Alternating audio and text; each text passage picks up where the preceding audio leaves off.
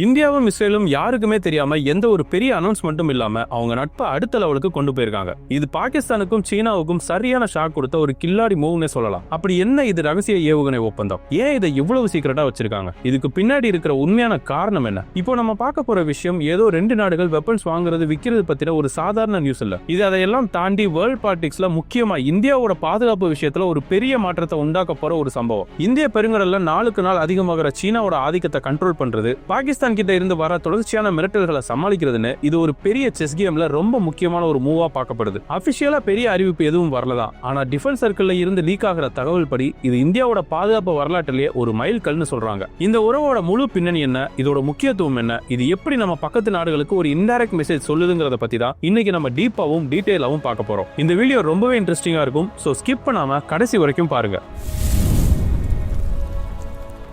இன்னைக்கு நாம India Israel உறவை பார்க்கும்போது அது ரொம்ப நேச்சுரலான செம்ம ஸ்ட்ராங்கான ஒரு ஃப்ரெண்ட்ஷிப்பா தெரியுது. ஆனா அந்த உறவு ஸ்டார்ட் ஆன காலகட்டம் ரொம்பவே சிக்கலானதாகவும் ஏகப்பட்ட மர்மங்களும் ரகசியங்களும் நிறைஞ்சதாகவும் இருந்துச்சுங்கிறது நம்மள பல பேருக்கு தெரியாத ஒரு கதை. 1948 இஸ்ரேல் ஒரு தனி நாடா உருவாச்சு. அப்போ உலக நாடுகள் ஒவ்வொன்றா அதை அங்கீகரிக்க ஆரம்பிச்சது. ஆனா இந்தியா உடனே இஸ்ரேலை ஏத்துக்கல, கொஞ்சம் தயக்கம் காட்டுச்சு. இதுக்கு காரணம் அப்போதைய பிரதமர் ஜவஹர்லால் நேரு. அவர் 3 முக்கியமான விஷயங்களை மனசுல வச்சிருந்தார். ஒன்னு, பாலஸ்தீன மக்கள் மேல இருந்த அனுதாபம். 2வது, அரபு நாடுகள் கூட இந்தியாவுக்கு இருந்த ரொம்ப முக்கியமான நட்பு. பெட்ரோல் தேவைக்கும் அரசியல் சப்போர்ட்டுக்கும் இந்திய அரபு நாடுகளை தான் பெருமளவு நம்பி இருந்தது. இஸ்ரேலை அங்கீகரிச்சா இந்த உறவுகள் பாதிக்கும்னு நேரு நினைச்சார். 3வது, அணிசேரா இயக்கத்துல இந்தியாவோட பங்கு. பனிப்போர் காலத்துல அமெரிக்கா, சோவியத் யூனியன் 2 பெரிய பவர் டீம்லயும் சேராம இந்தியா ஒரு நியூட்ரல் ரூட்டை தேர்ந்தெடுத்துச்சு. இஸ்ரேல் அமெரிக்காவோட க்ளோஸ் ஃப்ரெண்டா பார்க்கப்பட்டதால இஸ்ரேல் கூட ஓப்பனா உறவு வச்சுக்கிறது இந்தியாவோட அணிசேரா கொள்கைக்கு ஆப்போசிட்டா போயிடும்னு நினைக்கப்பட்டுச்சு. இந்த காரணங்களாலேயே இஸ்ரேல் கூட ஒரு முழுமையான தூதரக உறவை ஆரம்பிக்க இந்தியாவுக்கு சுமார் 45 வருஷம் ஆச்சு. யோசிச்சு பாருங்க, கிட்டத்தட்ட அரை நூற்றாண்டு. கடைசியா 1992 பிரதமர் PV நரசிம்ம ராவ் தலைமையிலான அரசு தான் தைரியமா ஒரு முடிவெடுத்து இஸ்ரேல் கூட முழுமையான தூதரக உறவுகளை அபிஷியலா ஸ்டார்ட் பண்ணுச்சு. ஆனா இந்த 1992க்கு முன்னாடி இந்த 45 வருஷத்துல 2 நாடுகளுக்கும் நடுவுல எந்த தொடர்பும் இல்லையான்னு கேட்டா அங்கதான் ட்விஸ்ட் இருக்கு. அபிஷியல் உறவுகள் இல்லைனாலும் ஸ்கிரீனுக்கு பின்னாடி சீக்கிரட்டா உளவுத்துறை மற்றும் பாதுகாப்பு லெவல்ல 2 நாடுகளுக்கும் நடுவுல ஒத்துழைப்பு இருந்துகிட்டே தான் இருந்தது. இதோட உச்சகட்டமா 1980களில் நடந்ததா சொல்ற ஒரு சம்பவத்தை கேட்டா நீங்க ஷாக் ஆயிடுவீங்க. பாகிஸ்தான் காகுட்டாங்கிற இடத்துல சீக்கிரட்டா அணு ஆயுதம் தயாரிக்கிற வேலையில இருந்தது. இது இந்தியாவுக்கு மிகப்பெரிய செக்யூரிட்டி திட்டா மாறிச்சு. இந்த திட்டத்தை எப்படியாவது காலி பண்ணணும்னு இந்தியாவும் இஸ்ரேலும் சேர்ந்து ஒரு சீக்ரெட் ஆபரேஷனுக்கு பிளான் போட்டதா சொல்லப்படுது. இந்த பிளான் எவ்வளவு பக்கவா இருந்துச்சுன்னா, இஸ்ரேல் போர் விமானங்கள் ரொம்ப தூரம் டிராவல் பண்ணி பாகிஸ்தான் ஏர் ஸ்பேஸ்குள்ள நுழைஞ்சு காகுட்டா அணு உலையை தாக்கி அடிச்சிட்டு திரும்பி வரணும். ஆனா அவ்வளவு தூரம் போக விமானங்களுக்கு ஃபியூயல் வேணும். அதுக்கு இஸ்ரேல் விமானங்கள் குஜராத்ல இருக்கிற இந்திய விமானப்படை தளத்துல யாருக்கும் தெரியாம லேண்ட் ஆகி ஃபியூயல் நிரப்பிக்கிட்டு அங்கிருந்து பாகிஸ்தானுக்குள்ள நுழைஞ்சு தாக்குற மாதிரி தான் இந்த பிளான் டிசைன் செய்யப்பட்டதா சொல்றாங்க. ஆனா இந்த திட்டத்துக்கு அப்போதைய பிரதமர் இந்திரா காந்தி ஃபைனல் ஓகே சொல்லல.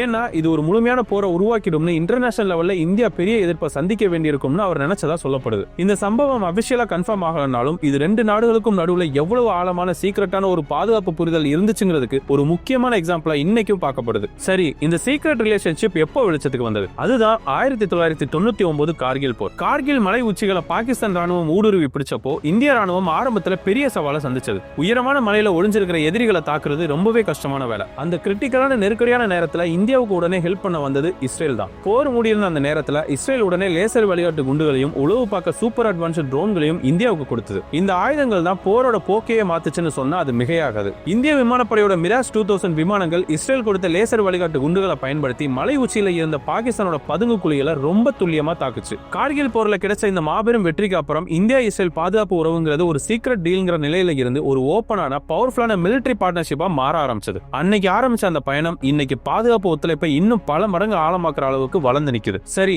இவ்வளவு பெரிய ஹிஸ்டரி இருக்கட்டும். இப்போ பேசப்படுற இந்த சீக்ரெட் டீல்ஸோட முக்கியத்துவம் என்ன? இதுக்கு கீழே என்னென்ன வெப்பன்ஸ் கைமாறுது? இந்த தகவல்கள் எதுவும் அபிஷியலா கவர்மெண்ட் சொல்லல. ஆனா உலகத்தோட பல முன்னணி பாதுகாப்பு பத்திரிகைகள், எக்ஸ்பர்ட்ஸோட கருத்துகள் மற்றும் டிஃபென்ஸ் வட்டாரத்துல இருந்து வர தகவல் படி இந்த பார்ட்னர்ஷிப்போட மெயின் ஹீரோவே பராக் குடும்பத்தை சேர்ந்த மிசைல்ஸ் தான். அதுலயும் குறிப்பா பராக் 8. பராக் 8ங்கிறது ஒரு சாதாரண மிசைல் கிடையாது. அது ஒரு முழுமையான ஏர் டிஃபென்ஸ் சிஸ்டம். இதை எல்லாரும் SAM, அதாவது long range surface to air மிசைல்னு சொல்றாங்க. இதோட மிகப்பெரிய ஸ்பெஷாலிட்டி என்னன்னா, இது இஸ்ரேலோட IAI, அதாவது இஸ்ரேல் ஏரோஸ்பேஸ் இண்டஸ்ட்ரீஸ் மற்றும் இந்தியாவோட பாதுகாப்பு ஆராய்ச்சி மற்றும் மேம்பாட்டு அமைப்பு, அதாவது DRDO 2 பேரும் சேர்ந்து உருவாக்கின ஒரு ஹைடெக் டெக்னாலஜி. அதாவது இஸ்ரேலோட உலகத்தரம் வாய்ந்த டெக்னாலஜியும் இந்திய ராணுவத்தோட கள நிலவர தேவைகளும் கலந்து இந்த மிசைல் டிசைன் செய்யப்பட்டிருக்கு. இது ஒரு ஜாயிண்ட் ப்ரொடக்ஷன். அப்படி என்ன ஸ்பெஷல் இந்த பராக் 8 மிசைல்ல? இது தரையிலிருந்து ஏவப்பட்டு வானத்துல வர டார்கெட்டுகளை தாக்கி அளிக்கும். சுமார் 70 இருந்து 150 கிலோமீட்டர் தூரத்துல வர எதிரி விமானங்கள், ட்ரோன்கள், கப்பல்களுக்கு எதிராக ஏவப்படுற மிசைல்கள் மற்றும் க்ரூஸ் மிசைல்கள்னு என்ன மாதிரி த்ரெட்டையும் நடுவான்ல தடுத்து அழிக்கக்கூடியது. ஒரு நிமிஷம் யோசிச்சு பாருங்க, நம்ம போர்க்கப்பல்ல இருந்து ஏவப்படுற இந்த மிசைல் எதிரி நம்மளை நெருங்குறதுக்கு பல 100 கிலோமீட்டருக்கு முன்னாடியே நடுவான்லயே அதை சந்திச்சு அழிச்சிடும். இது ஒரு மிகப்பெரிய பாதுகாப்பு கவசம்.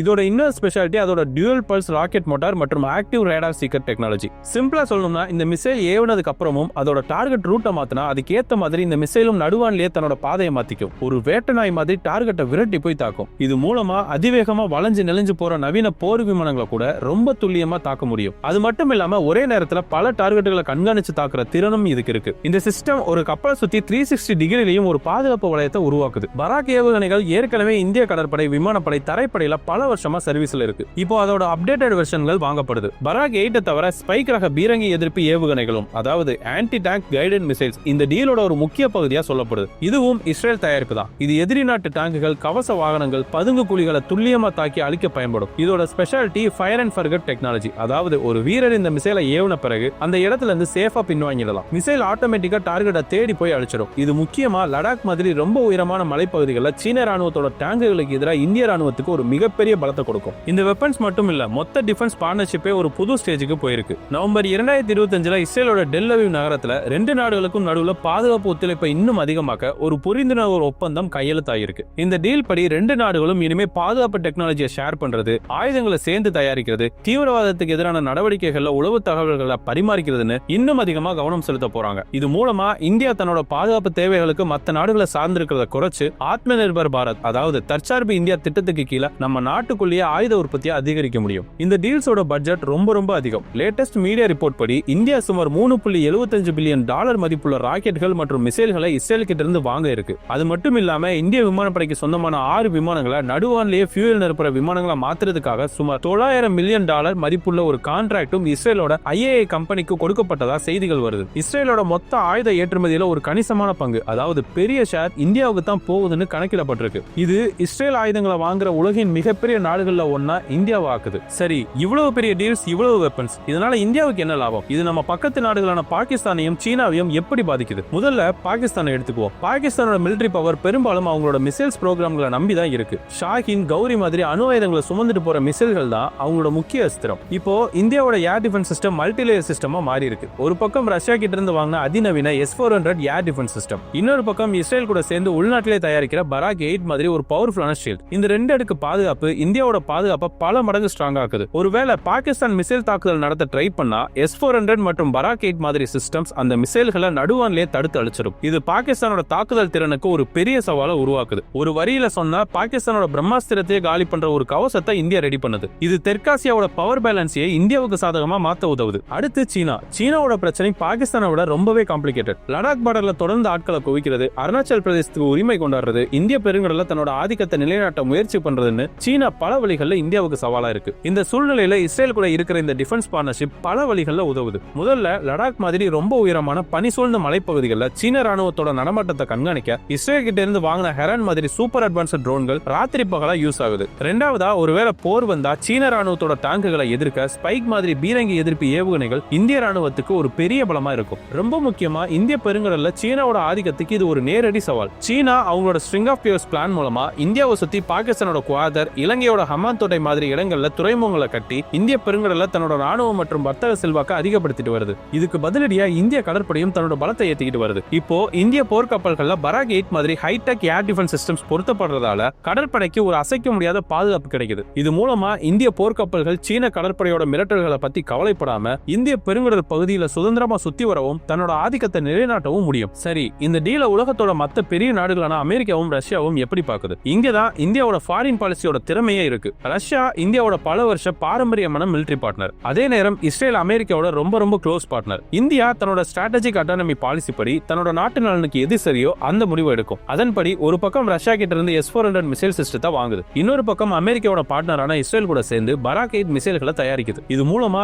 இந்தியா உலகத்துக்கே ஒன்னு சொல்லுது, நாங்க எந்த டீம்லயும் இல்ல, எங்க பாதுகாப்புக்கு பெஸ்ட் டெக்னாலஜி எங்க கிடைச்சாலும் வாங்குவோம். இப்போ இங்க ஒரு முக்கியமான விஷயத்தை நாம தெளிவா புரிஞ்சுக்கணும். இந்த வீடியோ டைட்டில்ல இருக்கிற மாதிரி இந்தியா இஸ்ரேல் ரகசிய ஏவுகணை ஒப்பந்தம்னு 2 நாட்டு அரசாங்கமும் அபிஷியலா அறிவிச்ச ஒரு ஒப்பந்தத்தோட பெயர் கிடையாது. இது பல வருஷமா படிப்படியா ஆழமாக்கிட்டு வர இந்த பாதுகாப்பு பார்ட்னர்ஷிப்புக்கு மீடியாவும் பாதுகாப்புத்துறை நிபுணர்களும் கொடுத்த ஒரு பெயர். பல ஒப்பந்தங்கள், பல புரிந்துணர்வு ஒப்பந்தங்கள் மூலமா கொஞ்சம் கொஞ்சமா கட்டப்பட்ட ஒரு பெரிய பாதுகாப்பு கூட்டணியோட இப்போதைய நிலையத்தா இந்த வார்த்தை குறிக்குது. இதுக்கு ஆதாரம் பொதுவெளியில இல்லையான்னு கேட்டா கண்டிப்பா இருக்கு. ஸ்டாக்ஹோம் சர்வதேச அமைதி ஆராய்ச்சி நிறுவனம் மாதிரி இன்டர்நேஷனல் அமைப்புகள் ஒவ்வொரு வருஷமும் எந்த நாடு யாருக்கு எவ்வளவு ஆயுதங்கள் விக்கிற மாதிரி டேட்டாவை வெளியிடுறாங்க. உதாரணமா 2025 வருஷத்தோட சில டேட்டா படி இஸ்ரேலோட மொத்த ஆயுத ஏற்றுமதியில சுமார் 34% இந்தியாவுக்கு போகுதுன்னு சொல்லப்படுது. இது எவ்வளவு பெரிய பங்குன்னு நீங்களே பாருங்க. அதே மாதிரி நவம்பர் 2025 கையெழுத்தான பாதுகாப்பு ஒத்துழைப்பு புரிந்துணர்வு ஒப்பந்தம் பத்தின நியூஸ் எதிர்காலத்துல டெக்னாலஜி ஷேரிங் மற்றும் ஜாயிண்ட் ப்ரொடக்ஷன் மாதிரி திட்டங்கள் இருக்கிறத உறுதிப்படுத்துது. அதே மாதிரி இப்போதைய நிலவரப்படி இந்தியா இஸ்ரேலிய ஆயுதங்களை வாங்குற ஒரு பெரிய கஸ்டமரா இருக்கே தவிர இஸ்ரேல் இந்திய ஆயுதங்களை வாங்க பெரிய ஒப்பந்தம் எதுவும் இதுவரை சைன் ஆகல. இது பெரும்பாலும் ஒரு யூகமாகவோ இல்ல எதிர்பார்ப்போ தான் பார்க்கப்படுது. ஆனா எதிர்காலத்துல இது நடக்க வாய்ப்பு இருக்கான்னு கேட்டா நிச்சயமா இருக்கு. ஏன் தெரியுமா? இந்தியாவோட ஆத்ம நிர்பர் பாரத் திட்டம் வெற்றி அடைஞ்சு பிரம்மோஸ் மாதிரி சூப்பர் சோனிக் ஏவுகணைகள், தேஜஸ் மாதிரி இலகுரக போர் விமானங்களோட தரம் இன்டர்நேஷனல் லெவல்ல அங்கீகரிக்கப்படும் போது இஸ்ரேல் உட்பட பல நாடுகள் இந்திய ஆயுதங்களை வாங்க முன்வரலாம். ஏற்கனவே பிலிப்பைன்ஸ் நாடு இந்தியா கிட்ட இருந்து பிரம்மோஸ் ஏவுகணைகளை வாங்க ஒப்பந்தம் செஞ்சிருக்கு. இது ஒரு சூப்பரான ஆரம்பம். இந்தியாவோட ஆயுத ஏற்றுமதி பயணத்துல இது ஒரு முக்கியமான முதல் படி. அதனால இந்த ரகசிய ஒப்பந்தம்ங்கிறது ஒரே நாள்ல நடந்த ஒரு விஷயம் இல்ல. இது ஒரு தொடர்ச்சியான ஆழமான மற்றும் ரொம்பவே முக்கியமான ஒரு பார்ட்னர்ஷிப்போட வெளிப்பாடு. சுருக்கமா சொன்னா இந்தியா இஸ்ரேல் உறவு ஒரு காலத்துல சீக்கிரட்டாவும் தயக்கத்தோடவும் இருந்த நிலை மாறி இன்னைக்கு ஒரு தவிர்க்க முடியாத ஸ்ட்ராங்கான பாதுகாப்பு பார்ட்னர்ஷிப்பா உருவாகி இருக்கு. 1999 கார்கில் போர்ல லேசர் குண்டுகளை கொடுத்து ஹெல்ப் பண்ணதுல ஆரம்பிச்சு இன்னைக்கு பராக் 8 மாதிரி ஹைடெக் ஏர் டிஃபென்ஸ் சிஸ்டத்தை சேர்ந்து உருவாக்குற வரைக்கும் இந்த உறவு பிரம்மாண்டமா வளர்ந்திருக்கு. பராக் 8 மாதிரி வான் பாதுகாப்பு கவசங்கள் பாகிஸ்தான் மற்றும் சீனாவோட மிசைல்ஸ் அச்சுறுத்தல்களுக்கு எதிராக இந்தியாவுக்கு ஒரு எக்ஸ்ட்ரா பாதுகாப்பு கொடுக்குது. இந்த பார்ட்னர்ஷிப் வெறும் ஆயுதங்களை வாங்குறதோட நிக்காம டெக்னாலஜி ஷேரிங், ஜாயிண்ட் ப்ரொடக்ஷன், ஆத்ம நிர்பர் பாரத் திட்டத்துக்கும் பெரிய பூஸ்டா இருக்கு. வேர்ல்ட் பாலிடிக்ஸ் லெவல்ல பார்த்தா இந்த பார்ட்னர்ஷிப் தெற்காசியாவோட பவர் பேலன்ஸை மாத்தி எழுதுது. இந்திய பெருங்கடல்ல சீனாவோட ஆதிக்கத்துக்கு ஒரு சவாலா இருக்கு. கூடவே பாகிஸ்தானுக்கு ஒரு தெளிவான மெசேஜ் அனுப்புது. அதே நேரம் பாலஸ்தீன பிரச்சனை மாதிரி விஷயங்கள்ல இந்தியாவோட பாரம்பரிய நிலைப்பாட்டை இது பாதிக்கலாம்ங்கிற சில விமர்சனங்களும் இருக்கத்தான் செய்யுது. கடைசியா சர்வதேச உறவுகள்ல நிரந்தர நண்பனும் இல்ல, நிரந்தர எதிரியும் இல்ல. நிரந்தரமானது நாட்டு நலன்கள் மட்டுமேங்கிற உலக அரசியலோட அடிப்படை விதியை இந்தியா இஸ்ரேல் உறவு மறுபடியும் நமக்கு தெளிவா காட்டுது. இந்தியா இஸ்ரேல் உறவோட இந்த அசுர வளர்ச்சி பத்தி நீங்க என்ன நினைக்கிறீங்க? இந்த கூட்டணி இந்தியாவோட பாதுகாப்புக்கு உண்மையிலே ஒரு டேர்னிங் பாயிண்டா இருக்குமா, இல்ல இதுல வேற ஏதாவது அரசியல் கணக்குகள் இருக்கா? உங்க ஆழமான கருத்துக்களை தயங்காம கீழே கமெண்ட் செக்ஷன்ல சொல்லுங்க. இந்த வீடியோல சொன்ன தகவல்கள் உங்களுக்கு யூஸ்ஃபுல்லா இருந்தா மறக்காம ஒரு லைக் கொடுத்து இந்த வீடியோ உங்க ஃப்ரெண்ட்ஸ் கூடவும் ஃபேமிலி கூடவும் ஷேர் பண்ணிக்கோங்க. இது மாதிரி ஆழமான விரிவான வீடியோக்களை தொடர்ந்து பார்க்க நம்ம தமிழ் தேடல் சேனலை சப்ஸ்கிரைப் பண்ணி பக்கத்துல இருக்க பெல் ஐக்கானையும் பிரஸ் பண்ணிக்கோங்க. இதே மாதிரியான இன்னொரு சுவாரஸ்யமான வீடியோல உங்களை நான் சந்திக்கிறேன். அதுவரை நன்றி, வணக்கம்.